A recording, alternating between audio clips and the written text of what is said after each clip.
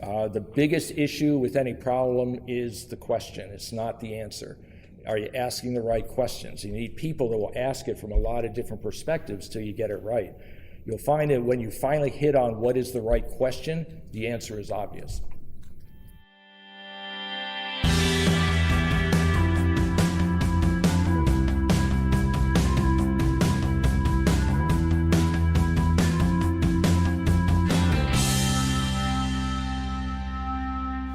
Welcome to The Unconventional Path, Secrets to Igniting Your Business with Bela and Mike.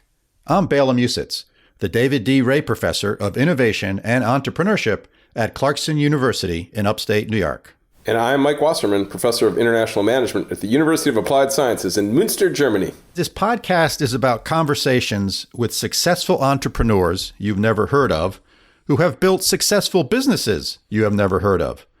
Businesses and entrepreneurs that we can all identify with. In each episode, I think we try to capture and share the essence of how interesting people often take unconventional paths to build their businesses. So we decided to interview a wide range of business people that have found and taken unconventional paths in their careers. And what we hope to do is capture some lessons, advice, inspiration that'll help you attain your entrepreneurial goals. So join us for interesting conversations and discussions with what we think are really inspiring guests on how you can ignite your business by exploring some of the many less traveled, unconventional paths that lie ahead. So if you like the podcast, please tell your friends and give us a review on your favorite podcasting application. If you have suggestions or comments, we'd love to hear from you. Please send us an email at bela.and.mike@gmail.com. Thanks for listening.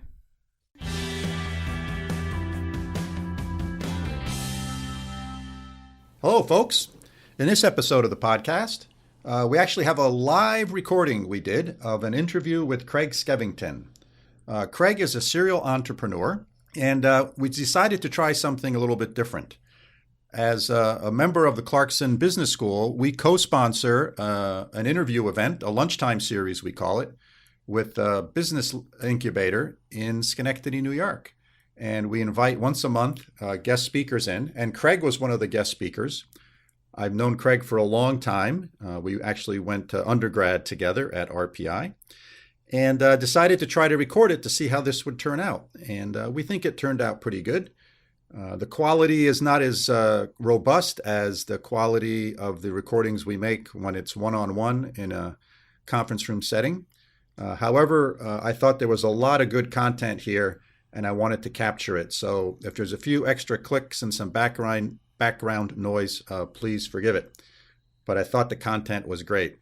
So Mike, what was one of the key things that you really enjoyed from his talk? Bela, I think that the explanation that was given for the differences between an entrepreneur and a manager were fantastic. I think the definition of planning versus doing was really interesting. And I think the idea of challenge as the key motivator for entrepreneurs rather than risk-taking was a really cool way to frame the challenge of kind of finding your own path and taking the unconventional path towards entrepreneurship. So lots of great material here. Yeah, I agree. I think the one piece I'd add to that is he talked about diversity. And he talked about diversity not in terms of sex or gender or race, but he talked about diversity in terms of how people approach a problem. And making sure that you have people part of your team who have that self-confidence and creativity and know how to ask the right questions and approach a problem differently, because that's how you end up with a good solution. So let's dive right into the podcast. And again, as always, folks, if you enjoy the podcast, please give us a nice review on iTunes and tell your friends. If you have any comments or suggestions, feel free to reach out to us at our email, which is bela.and.mike@gmail.com. So let's dive right into the podcast.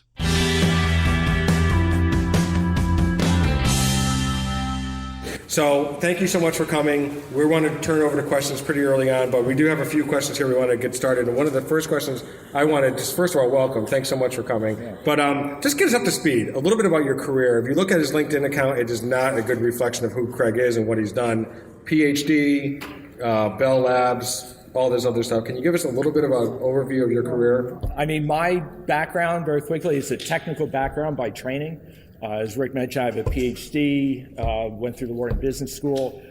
Most people, a lot of people, all they have to do is get through high school and they're employable. They're actually good, productive citizens. They had to keep me in the system for 30 years before I could get out and do something.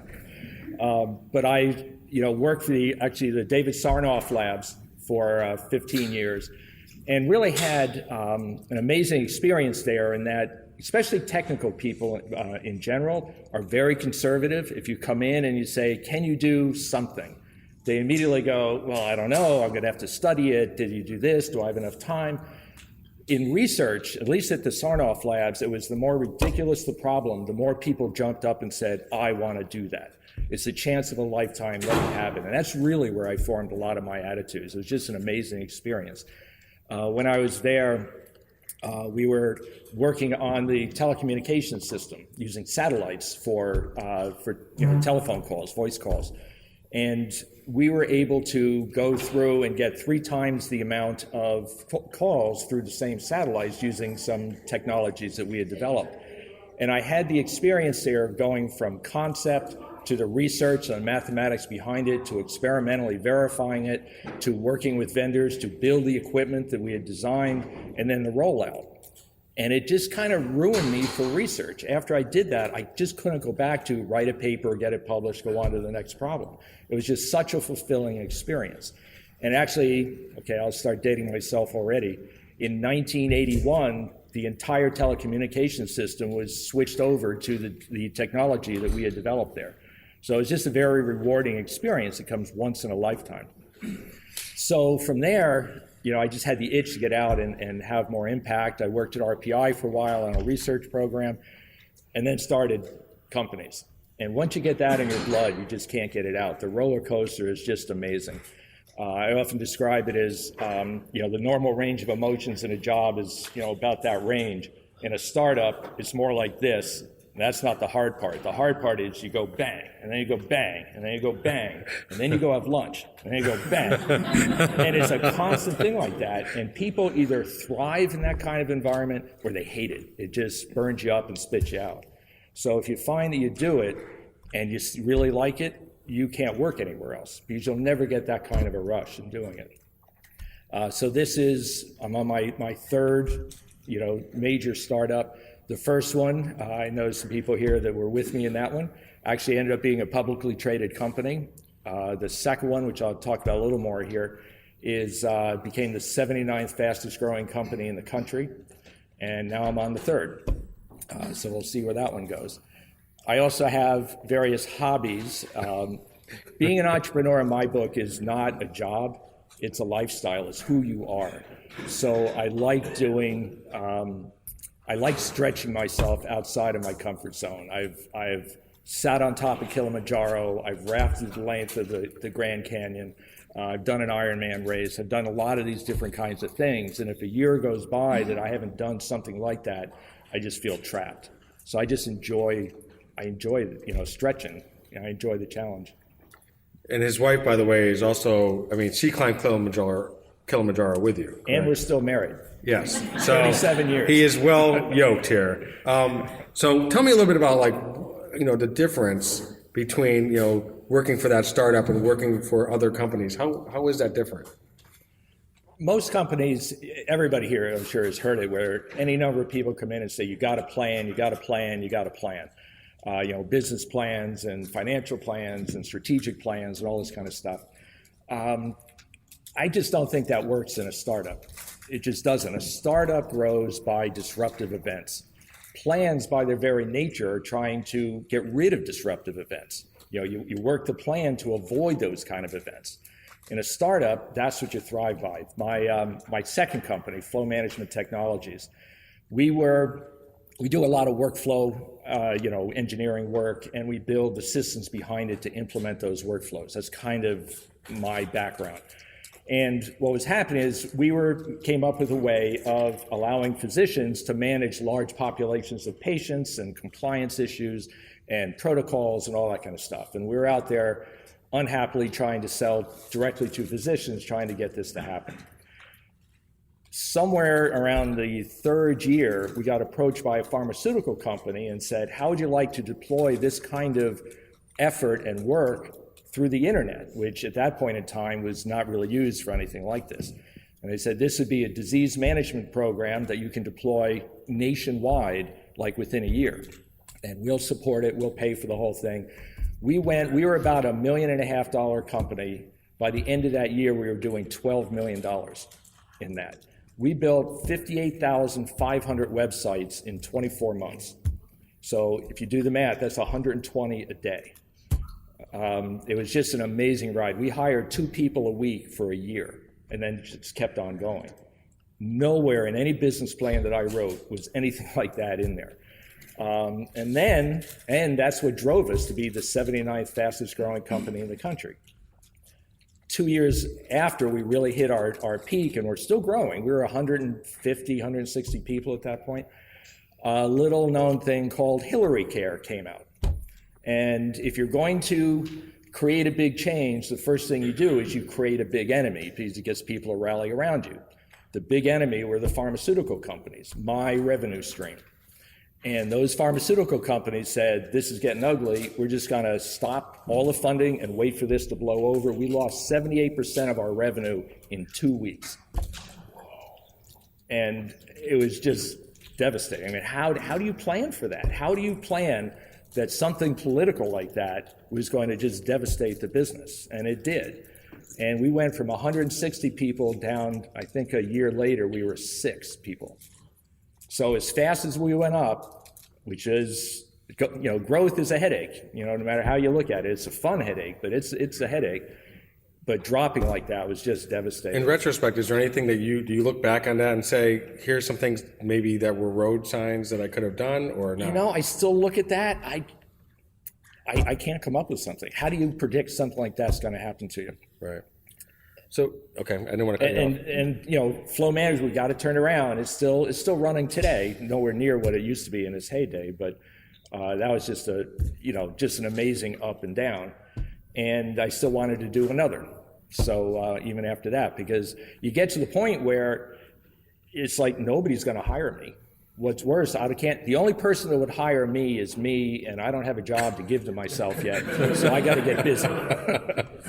So, how do you know the difference? So, just going to the Flow Manager for a second, and the websites. How do you distinguish? Maybe not specifically that, but just in general for an entrepreneur to know when something is a potential opportunity versus a distraction.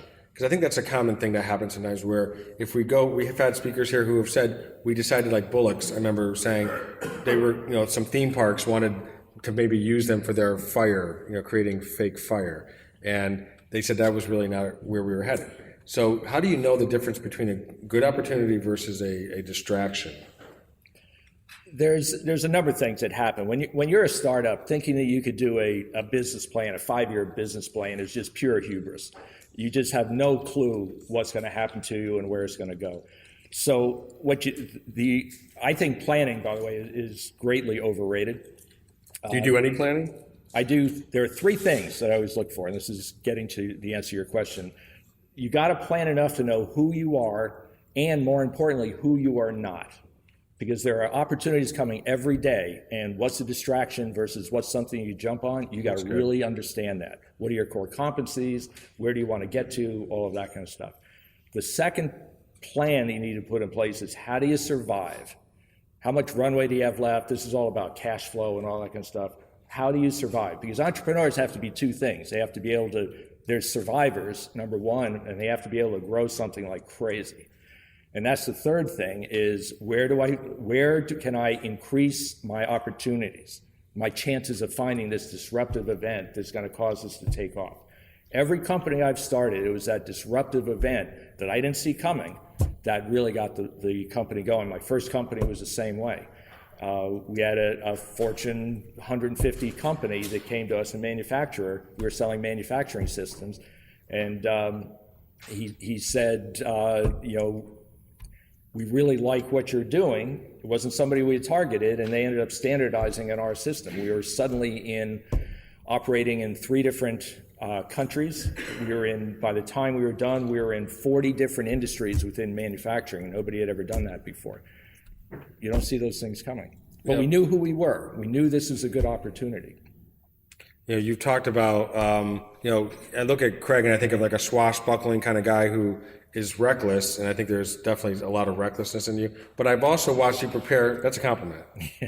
But you also, though, I remember like when you were preparing for Kilimanjaro, I was working with Craig with another business at the time, and you were preparing. It wasn't like I'm showing up at Kilimanjaro, we're going to figure this out when we get there. It wasn't that. So there is some element of you that also says, no, we got to count the cost. We got to figure out what it's going to take to get from here to there. Correct? Yeah, you got to pick the opportunity.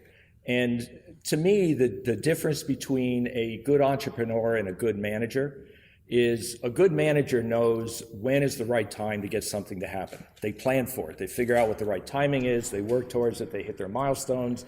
Everything works well. To me, a good entrepreneur is somebody who can figure out how to make right now the right time for something to happen. I'll switch on in for a minute, but I went to an Ironman competition that my daughter was in. And it's just, if you ever get a chance to go to one of these things, go to it. It's not just a race. You have people that should have died halfway through it, and somehow they're crawling their way across the finish line. And that puts you in one of two camps. You'll go into one of two camps immediately. Either you'll be there going, why would anybody do this to themselves? And then you get the other part, I won't even say half because it's not half, the other part that goes, there's something really motivating about this, I got to do it. So I signed up for one that was going to be happening in 10 months. And I had a little bit of a problem that I'd never done a triathlon, I'd never run a marathon, I hadn't been on a bicycle in 20 years, and I didn't know how to swim. Okay? I mean, I wasn't a bad swimmer. I could not swim at all. I could swim as far as I could hold my breath, and that was it. And for those of you who don't know, it's a 2.4-mile swim in open water. It's 112 miles on the bike, and then you run a marathon when you're done with that, another 26.2. And Lake Placid, which is the one I just signed up for because it was the closest, has the hardest bike and marathon course of any Ironman in the world because of the terrain that's there. 90 days, I went and took a group lesson at the YMCA. I checked to make sure they weren't just for 5-year-olds. And by the way, this is 2 years ago. This wasn't when I was 20 years old. This was 2 years ago I did this, almost exactly 2 years ago today. And the YMCA gave up on me because the way you learn to swim is they teach you to float, then you move your arms, you kick your legs, you take your breath, look at that, you're swimming. I couldn't get past the first step. Apparently my lower half is very dense. So they teach them to swim, and my legs would sink in and then drag the rest of me under. And they finally said after the course, we can't help you. So I ended up going out to Saratoga Lake every morning and just kept fighting away. And I remember it was probably about 70 days before the race. And it's not just an open water swim, it's an open water swim with 2,500 of your best friends in the water kicking around with you. It's really a little tense. And finally it clicked. And then all of a sudden I was swimming miles. But I did it. So it's not the planning. The plan doesn't drive the business. The opportunity drives the preparation. That's good. Okay. That's good. Can you say that again? I like Probably that.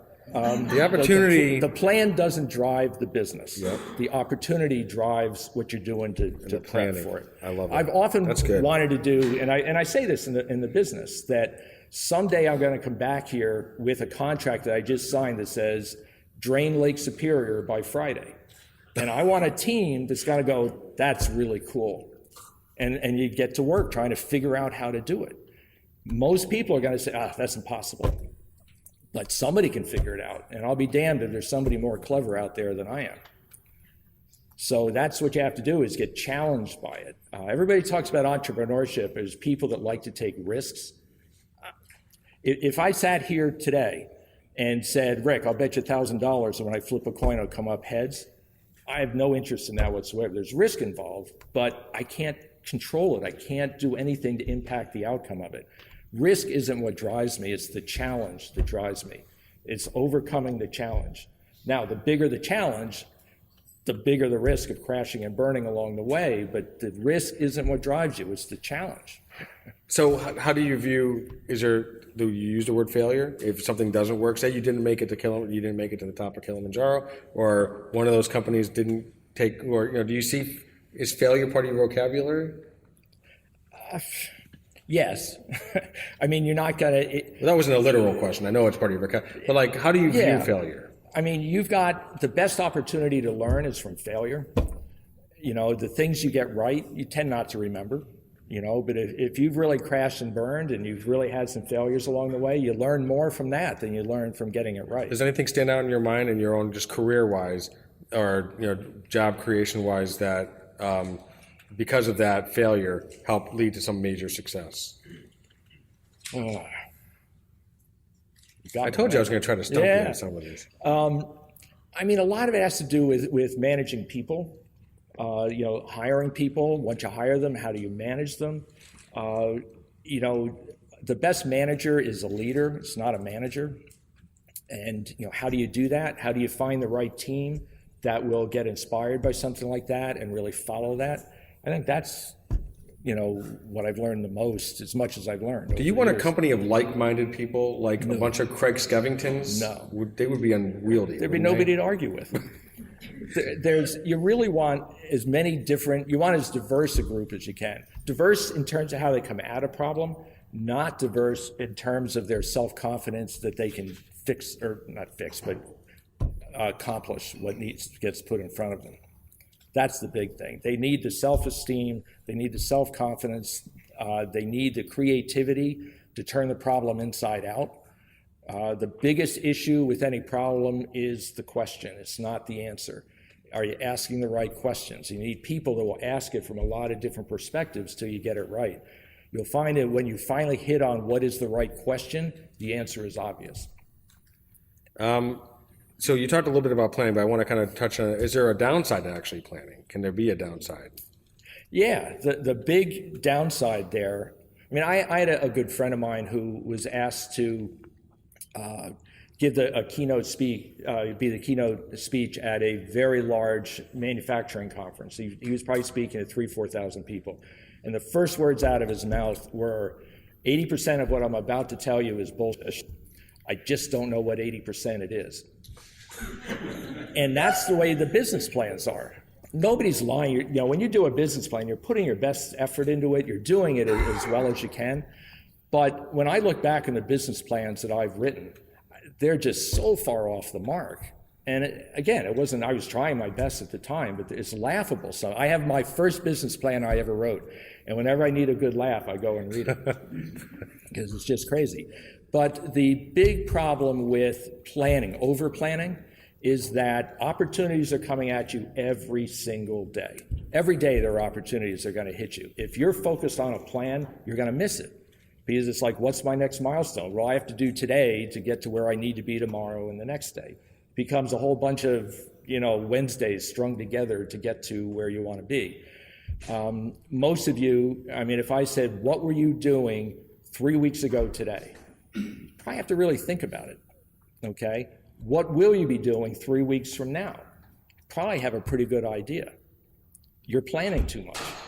There's nothing disruptive going on. That's not what's going to make the company. It'll get you to survive. And you've got a lot of survivors here, especially in the capital region. You've got a lot of companies. I once had a discussion with somebody where we were talking about how many companies came through the incubator center. And they they said at that time, I'm sure it's much higher right now, this is at RPI, wasn't you, Jerry, where it said 242 companies had come through. And I said, how many of them are still around today? And they very proudly said, I think around 210. And I said, that's terrible. You've got all these survivors. Nobody's taken the big swing to try to hit the home run. Nobody's going for that disruptive event. You hear about all these times of, these companies are disrupting the marketplace. That can't happen unless you practice that internally and you disrupt the company.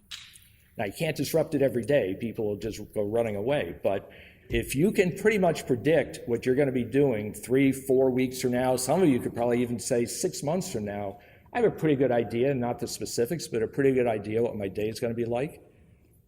Change it. You're planning too much, that you're not creating the disruption that you need. So when you go back to the office, go ahead and tell your boss that Craig said, I'm planning too much. Okay, Joe Altieri, go back, tell Tony, I'm planning. Questions? It's supposed to be interactive, remember. Yes? How do you stay like mentally tough sometimes? It's like sometimes you're on a emotional, you're up and down, because sometimes you got these jobs happening, you got this one happening over here, that one happening there, and all of a sudden this one's yanked out from underneath you, which you were kind of really, things are like happening, they're fluid, and it's very hard sometimes I have to just like stop for a second, take a deep breath sometimes, and then you're dealing with the crazy people that sometimes out there they're doing work for, and it's just hard. It's very hard to. Yeah, I can't help you with that very much. When you do the Ironman, they have a saying. They said you've got to be physically fit and mentally strong. Because if you're going to finish an Ironman, it's a mental thing. Your body's shut down long before you get to the finish line. I don't care who you are. And you just got to get through it. It's not for everybody. If you get those days where this amazing thing happens, if that's enough to override the 100 days where you just got to slug through it. But it's not for everybody. Fight it out, I think. Sometimes it's just fight it out. Yeah. Just kind of hang in there, keep duking it out, just keep going. Yeah, that's part of what it is. That either excites you. I mean, on any job, no matter what job you have, there are going to be upsides and downsides to that job. The part of the whole startup and entrepreneurship thing is they're amplified. The highs are so high and the lows are so low, and they happen so often. There was one day, I still remember, this was with my first company, and I felt amazingly good and amazingly bad at the same time. I literally sat there and go, I don't know how to feel right now. and you just keep going. So what drives you then? It's not money. It's not fame. Yeah, it's the challenge. It is the challenge. It's the challenge by any stretch of the imagination. I mean, the money, okay, if things work out well, that's a nice perk that may or may not come with it. But I've never been driven by the money of it. It's the challenge. This is my third business. Everyone's been in a different industry. I hate the idea of going in knowing what the day is going to be like. So I've been in three, it's been in manufacturing, the second was in healthcare, and now we're in IT. So it's a huge learning curve, and it's a huge challenge. What's the challenge for you? Is it in the technology or is it the people? The people. It's always the people. The technology, if you have the right people, the technology will happen. It's always the people. So what do you mean by that, though? Just a mix of personalities, people who are naysayers, or what? I mean, think about it. In a startup, you're trying to create a disruptive environment. Okay, it's the anti-planning. You're trying to create a disruptive environment. You want people that embrace that, they get excited about that. These are not going to be people that tend to form, on their own, tight-knit teams. And so how do you find the right people that will not just, be okay with that kind of environment, but thrive in it, and yet form a closely knit, tight team to achieve it? That's always been the challenge for me. Yes, Nicole. So forming these teams, because the people thing, right? Like everyone you talk to, it's always the people, right? Making these teams. Like, are you reading books? Are you hanging out with other like-minded people like yourself? Like, how have you been able to sharpen that skill? That's stuff what you're talking about. You learn more from the people in the company. That's my first source. Going with like-minded people, that's another way of doing it. Hard knocks, that's another way of doing it. Made a lot of bad hires along the way, and you learn from that. Somebody, Ray Lancaster, said this to me. Ray was a venture capitalist, my first investor in my first company, and somebody asked him, "What's an entrepreneur?" And he described it as, if you take 99% of the population, maybe even more, they're like a rose plant. Okay, you put them in a garden, you mulch around it, you keep the bugs away, you water it every day, and you get this beautiful flower that blossoms. He said, entrepreneurs are, you're flying over a desert at 10,000 feet. You got a bunch of seeds in a bucket and you throw it out the door. And you come back 2 or 3 years later and somehow, some way, something's going to be growing. It could be ugly as hell, but something's going to grow there. And he said, that's what an entrepreneur does. Very inspiring. Yeah. It's one of my assets. So that's the kind of person that you're looking for.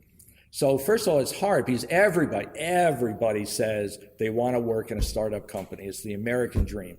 And I would say most of the people that are in that ballpark, in fact, I even refer to them as entrepreneurial voyeurs. They think they want the experience, and I've tried to hire quite a number of them. And, we spent a lot of time, through the interview process and all that. And then you go to make them an offer, and they go, what about the 401k? And how many vacation days do I get? And what about this? And what about that? And when it strikes home, then they see what it's like. So luckily, if you can spot them before you hire them, but I've also hired a number of them who had convinced themselves that's what they wanted, and it just doesn't work. Most people want some structure to what you're doing, and just as the startup's getting to the point where you're getting some structure, you change it, you disrupt it. Something comes down the pipe. So are you someone, though, that like when a company gets to a certain point, they always talk about startups, there's certain stages, right? Like maybe 10 people, 100 people, that you don't really want to be at a 100-person company or a 200-person. When it gets to that stage, it's time for you to move on to something else? It is, but it's not defined by number of people. Okay. FMT grew to be 160 people. I was still enjoying it a lot. Okay. It gets to the point where how much is it changing? When it gets to the point where it's all about planning and getting that extra 10% down the bottom line and that kind of stuff, that's not me. I'm out of there. And that's part of what you said earlier, knowing who you are. You talked about it as a business, but also as an individual, knowing who you are. Yeah, absolutely. What drives you? You're going to be in such extreme environments in this thing. You really gotta understand yourself. You got to understand what the business is meant to be. All those kinds of things. That part of the planning, absolutely, you have to do. Some other questions? Yes, Joe. Is there something about your day that's like an intentional habit or a ritual that you believe, as a startup entrepreneur, you're all over the place, but is there something that you believe in that this is something I have to do every single day to make my day complete? Like, where is the structure and where's the habit? Probably the biggest thing in answer to that question is make myself available to everybody. Because if you've got the right team and they're having problems, they'll come to you and talk it over. A lot of it's not so much how do I fix the problem, it's a priority issue. Do I put this much time in here? Do I put it over there? Where are we going to go? And that's the perspective I can provide because I kind of have the bigger picture of the different parts of the company. But that's to me the biggest thing. Dr. Rob? I love to argue with Greg. And I don't want people leaving here to think that the Holy Grail has to be a startup. And I like to say that the same principles here can be done in a big company, which might be a harder entrepreneurial job than starting up one. And every big success I had in GE was being an entrepreneur where I had to risk my job on telling them that we had to do this or I'd find someplace else to do it. Do you have entrepreneurs do you have people in your company that are entrepreneurial? Oh, absolutely. Would you even but that many of you are in established good companies, and the lessons can be applied where you are now. Yes, very good. Yeah, I agree. Big companies improve by having people in them that challenge the conservatism of the big company. Well, Rob wrote a book called Taking Risks, and he hired Jack Welch, so he has a little bit of credibility on that area. Thank you. Yeah, Anything and you I wanna- agree completely with that. That's why I mentioned when you said 100, 150, that's nothing to do with the number of people. It has to do with your ability to create change. And if I'm in a place where I can't help create that change, then I would be frustrated to no end. Any questions? So I have a thought. Yeah. You brought up is when you are in a big company or startup and you suddenly have a windfall and you had that pharmacy opportunity that was such a big windfall that you probably put all your effort in that, assuming it was going to succeed. Yep, absolutely. And you have to do it. But I'll tell you, sometimes before you do, you want to ask a black hat, what might I be missing? And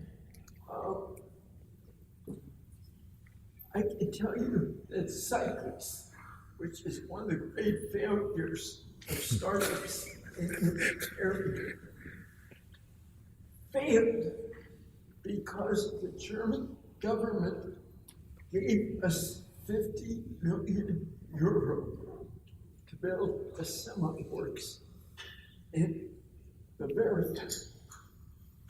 And it was the worst thing in the world for a little company to be told, here's this money, go build it.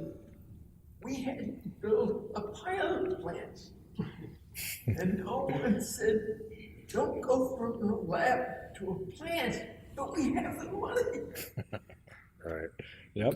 Thank you. So that's good. That is good. You want to tag on any of that? No, I think that's dead on. So what are the upcoming challenges in Craig Skevington's life? What are we going to read? Well, by the way, I know some of you got my Evite, so I mentioned his plane crashing in Saratoga Lake, and Bela made a really good point. He's wearing a Cessna plane, and Bela said, it's too soon. You should, too soon. Oh, that was a while ago. He goes, you should have had that plane upside down if you had such a Anyway, I gave you the credit for that, Bela. I could have stole that joke. But what are some upcoming challenges? I can only do this because I totally respect Craig. Totally. Any upcoming challenges? A few things that are coming up. I mean, business-wise, we're growing Steadfast right now. The current company is growing about 10-15% a month right now. So it's growing very rapidly. The only way we can sustain that growth is to start branching out into other areas. We're in Hartford now.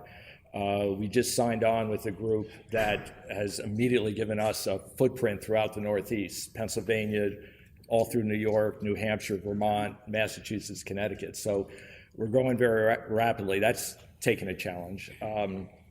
Personally, for any of you that know what Burning Man is, I'm heading out to Burning Man in August.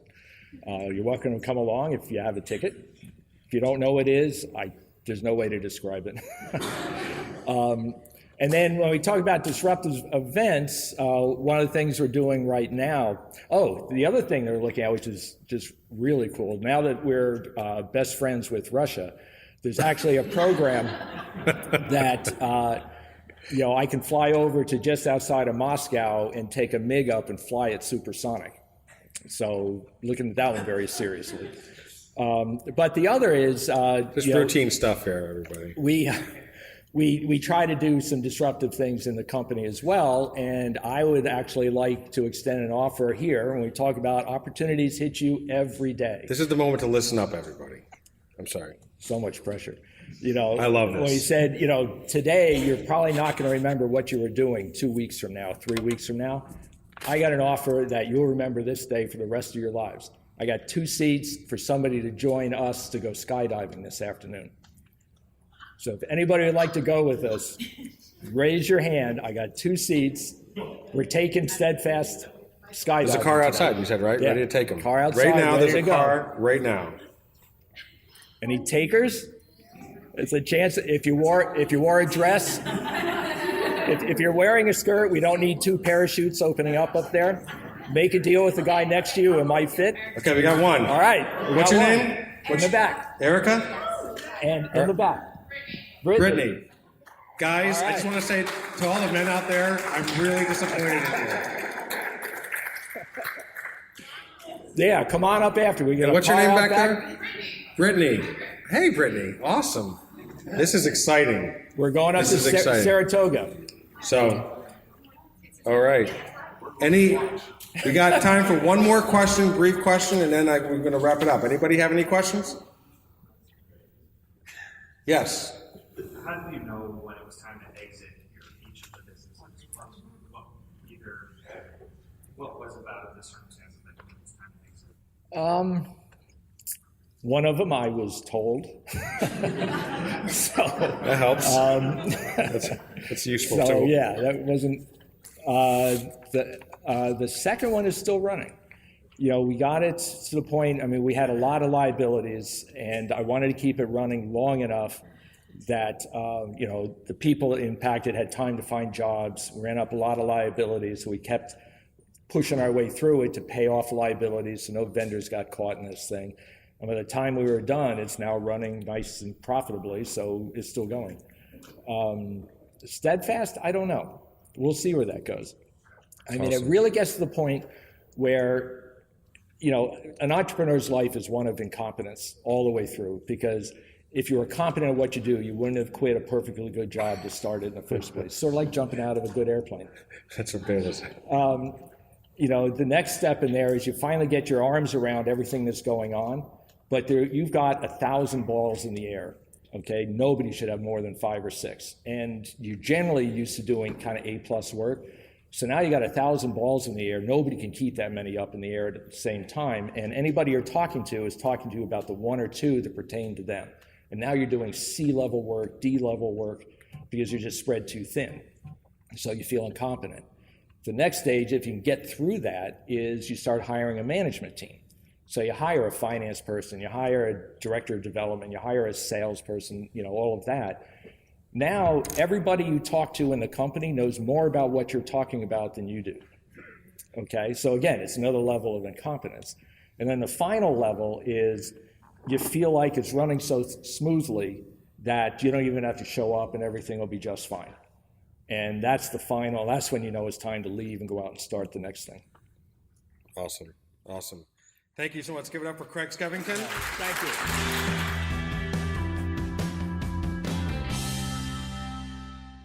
Well, I really enjoyed that interview with Craig Skevington, Mike. By the way, one thing I forgot to mention is the interviewer for that was obviously not me. It was Rick DeRico, who runs the business incubator called New York Biz Lab in Schenectady, and I thought he did a great job. So, Mike, what was one of the points that you thought was really interesting that Craig brought up? Well, okay, narrowing it down from the 12 points that I thought were interesting, Bela, one thing that was, I think, worth talking about is the notion of the utility of the business plan in the startup. And I loved Craig's line about the percentage of what's in the business plan is legit versus not accurate. And he used much more interesting language, and I'll keep it PG. But my mother's probably listening. So, but I loved what he was saying, that the business plan is a document that you need to have, but you shouldn't cling to it too rigidly, that there's going to be a lot there that turns out to be not accurate. So let's start there, Bela, and maybe share some of your experiences with formal business planning and the utility of that in the pitch process. I think this would be a neat conversation point. Yeah, I thought that was a great point as well that he made. And I think, putting my venture capitalist hat on, I think the value of the business plan, at least the way that we approached it, is that it demonstrates that the founder, and the team have at least thought through what the business could be in one scenario. So you've kind of worked out a scenario that may actually possibly could happen. It probably won't, but at least you've thought it through and you're not going totally sort of off the cuff. And I think that's really important. It shows, it demonstrates an ability of critical thinking. It does demonstrate some ability of understanding the marketplace, how your product fits into that marketplace, potential financial projections, et cetera. So there is value in it. And I think the important part is to know that that's not what's going to happen. So you have to be able to be opportunistic, and it's opportunity that drives the business, not the business plan. I love the juxtaposition of the concept of business planning with the idea of disruption as an important factor in entrepreneurship.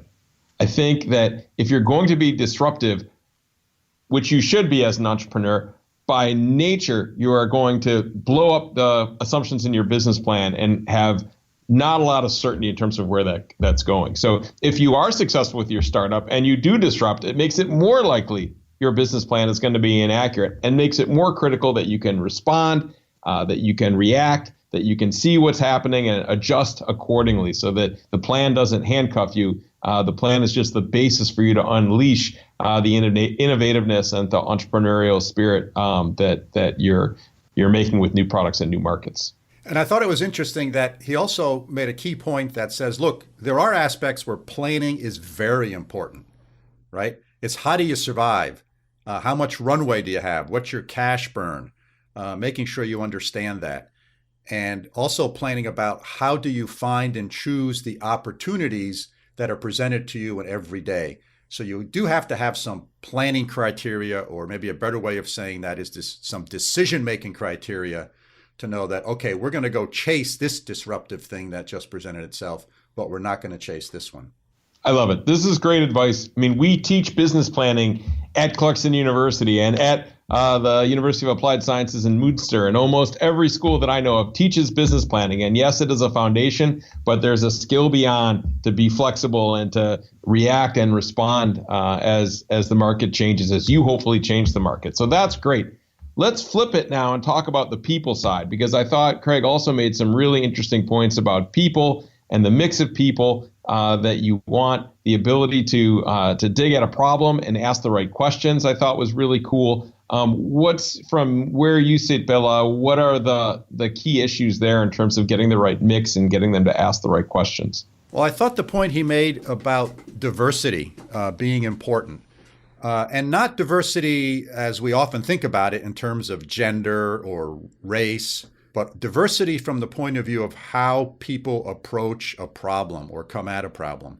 I thought that was really, really kind of neat. He said, I don't want to have a bunch of other Craig Skevingtons in the room because then I can't have an argument with anybody. I can't really have a discussion or a conversation. I want to have people who have self-confidence and creativity, but at the same time approach problems from different perspectives, which probably means they have a different set of life experiences, and they're not all cut from, they're not all Princeton PhDs like he is. They're people with various different backgrounds, and making sure you can ask the right questions from a lot of different perspectives. I thought that was really important and key. And if you have that on your team, I think that's going to make you successful when you're going after funding. If you go in front of a VC, they're going to ask you those same hard questions. That's the nature of a venture capital firm, right? It's you bring in people with different backgrounds and you ask these entrepreneurs tough questions from different perspectives to see if they've thought through what they're going to do with the money that you are interested in investing in them. So I think that there's a nice alignment there. In terms of the success of your business and the success for going after funding is this idea of getting a diverse bunch of people to ask hard questions from a variety of perspectives. Yeah, I thought that was really key. Any other points, Mike, that you want to make? No, we could go on, but I think Craig said it better himself than we could summarize it. So I think we can let this one lie, Bela. But thanks for setting this up. I thought this was a neat collaboration. And if this works and people like it, we can try to link up more with this small lunch group and get the distribution of what these folks are saying out to a broader audience. So definitely I echo what you always say at the end of the podcast, which is if you have some feedback for us, please let us know, because it will drive whether we do more of this type of podcast or not. Yeah, that would be great. So if you enjoyed the live recording, let us know. The best way to get a hold of us is via email at bela.and.mike@gmail.com. And let me also thank Clarkson University for supporting us in getting this podcast out. And we're very appreciative. Thanks again for listening, and hope you liked what you heard.